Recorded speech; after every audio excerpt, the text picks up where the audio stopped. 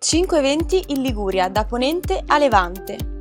Domenica 1 febbraio a Genova torna la tradizionale Fiera di Sant'Agata, un'occasione per godersi un po' di shopping fra i tanti stand di gastronomia e artigianato provenienti da diverse regioni d'Italia.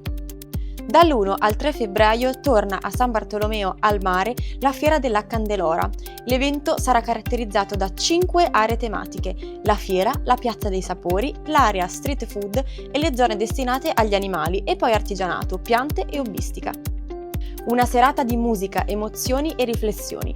È questo lo spirito di Controvento, il concerto in programma sabato 31 gennaio alle 20:45 al Teatro della Gioventù, il cui ricavato sarà devoluto all'Associazione Sofia nel Cuore. A Pieve Ligure torna l'appuntamento in giallo. Dall'1 all'8 febbraio la 67esima Sagra della Mimosa porta nel paese del Golfo Paradiso laboratori, concorsi, mini olimpiadi sportive fino all'attesa sfilata dei carri. In vista di San Valentino, Camogli diventa la città degli innamorati.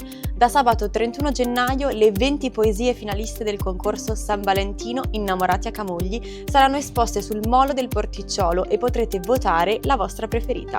Questi erano i 5 principali eventi. Seguiteci sui canali ufficiali della Regione Liguria.